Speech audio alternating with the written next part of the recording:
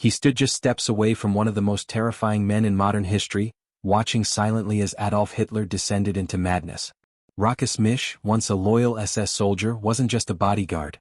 He was the last witness to the Nazi regime's final days. From the opulence of Hitler's mountain retreats to the claustrophobic despair of the Berlin bunker, Misch saw it all. And for decades he kept those memories to himself. Born in 1917, Misch's early life was marked by loss. Orphaned young and raised by his grandparents, he came of age in a Germany unraveling from war and economic despair. Like many of his peers, he sought stability and identity through the Nazi Party's paramilitary wing, the SS. By 1938 he was handpicked for the Leibstandard SS Adolf Hitler, an elite bodyguard unit known for unwavering loyalty. Within just 2 years he was part of Hitler's inner circle, entrusted with communications and daily security. Misch's role placed him at the heart of the Nazi war machine. He wasn't just guarding Hitler.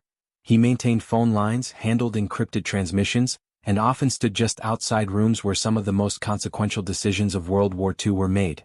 From the Reich Chancellery to the infamous Wolf's Lair, Misch bore witness to Hitler's increasingly paranoid grip on power. He even survived the July 20, 1944 assassination attempt that nearly killed the Führer. As the war collapsed around them, Misch was among the few who followed Hitler into the depths of the Führer bunker. Trapped underground in April 1945, he maintained communication systems as Soviet forces pounded Berlin. Inside, Hitler raged at betrayals, issued delusional commands and refused to accept the inevitable. On April 30th, Misch was just meters away when Hitler and Eva Braun took their own lives. He watched as their bodies were carried up to the garden, doused in gasoline and set ablaze to avoid capture. 3 days later, Misch fled the bunker, only to fall into Soviet hands. His past made him a high-value prisoner. Interrogated for years, he endured brutal conditions across Soviet labor camps and prisons, finally gaining release in 1954. He returned to West Berlin, opening a small business and living quietly for decades. Unlike many others who fled or denied their roles, Misch stayed put, saying little publicly about what he had seen. But that silence didn't last forever. In the early 2000s, Misch emerged into the public eye. As the last surviving member of Hitler's bunker entourage, he published a memoir and gave interviews that shocked many. He called Hitler a wonderful boss, and insisted he knew nothing of the Holocaust. In interviews, he claimed he had simply done his job and never heard Hitler speak of the extermination camps. To some, he was a relic, a living artifact of a regime that should never be forgotten. To others, his refusal to express remorse or accept responsibility made him a symbol of dangerous denial. His defenders argued he was just a soldier swept up in events beyond his control. His critics believed he deliberately chose silence to avoid reckoning with complicity. Then came a revelation that changed everything. In early 2025, workers renovating an old Berlin apartment made a chilling discovery. Hidden inside a sealed container in the wall was a letter, handwritten in 2012, signed by Rochus Misch. Its opening words were startling: "I can't keep silent anymore."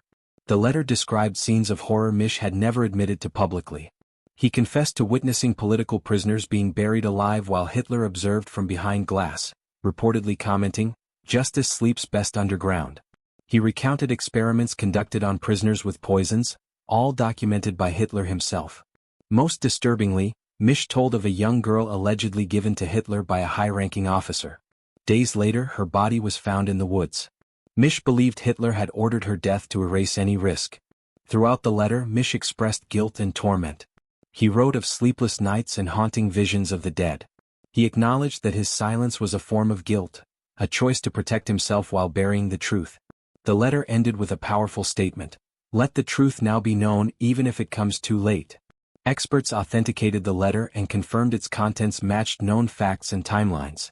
Some believe it may lead to further discoveries, hidden documents, forgotten witnesses, or buried truths. Others remain cautious, wary of drawing conclusions before full verification. Yet one fact is clear: the man who had denied, deflected, and defended for decades may have finally revealed the truth he could never bear to say aloud. Rochus Misch died in 2013 at the age of 96. No public apology. No final confession. Until now. His hidden letter has reopened questions about complicity, loyalty, and the weight of silence. For historians, it's a seismic shift. For survivors and educators, it's a painful reminder of how much was hidden, and how deep the scars of history still run. Sometimes the truth waits for death to speak.